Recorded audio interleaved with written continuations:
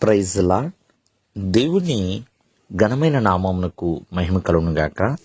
ప్రభు నామమున మీ అందరికీ శుభాభివందనాలు.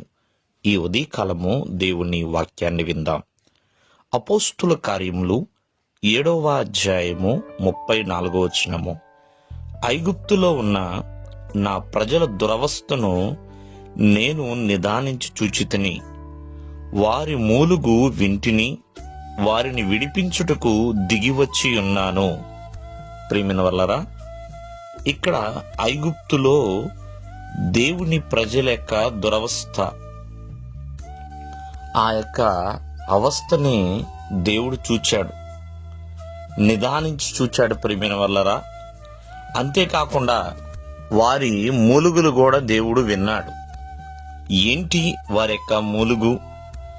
వారిని విడిపించడానికి దేవుడు దిగి రావటం ఏంటి అంటే, ప్రియమైన వల్లరా, వారు చాలా కఠినమైన బానిసత్వములో ఉన్నారు.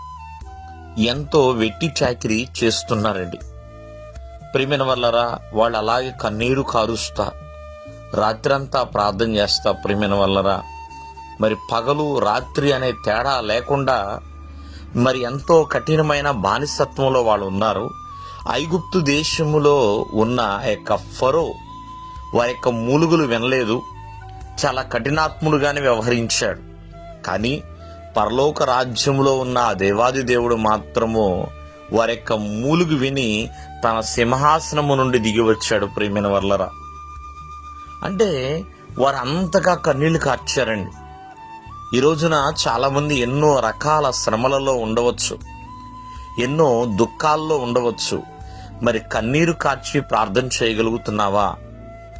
ప్రియమైన వల్లరా, ఎందుకంటే ప్రతి కన్నీటి బొట్టు దేవుని కనుల్లో కనపడుతుందండి. ఆయన చూస్తున్నాడు.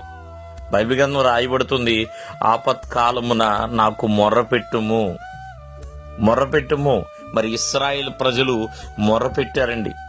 వారి యొక్క మూలుగు, వాళ్ళ యొక్క రోదన, వాళ్ళ యొక్క వేదన ఐగుప్తు దేశంలో ఎవరికి వినబడలేదు, కానీ ఆ పరలోక రాజ్యములో ఉన్న దేవాది దేవునికి వినబడింది కాబట్టే వారిని విడిపించడానికి దిగి వచ్చి ఉన్నాడు. ప్రియమైన వల్లరా, ఈ రోజున చాలా భయంకరమైన వేదనలోను మరి దరిద్రపు జీవితాన్ని అనుభవిస్తున్నావేమో, కానీ దేవుడు చూస్తున్నాడు. నీ కలిగి ఉన్న శ్రమ అంతటిని కూడా చూస్తున్నాడు. నీ మూలుగును దేవుడు వింటున్నాడు. ప్రియమైన వల్లరా, నిద్ర లేక మరి రాత్రంతా కూడా ఏడుస్తూనే ఉంటున్నావేమో, ఖచ్చితంగా నువ్వు మొర్రపెట్టు, ప్రార్థించు, కన్నీరు కార్చు. ఖచ్చితంగా దేవుడు నీకున్న ఆ స్థితిగతులను మారుస్తాడు. ఇశ్రాయేలు ప్రజల్ని ఎలాగైతే విడిపించడానికి మోషేను పంపించాడో, అలాగే ప్రతి ఒక్కరిని కూడా ఆయన విడిపించువాడు, సంరక్షించువాడు, భద్రపరచువాడు, నిండైన మెండైన ఆశీర్వాదమునిచ్చువాడు. దేవుడు మిమ్మల్ని దీవించునుగాక.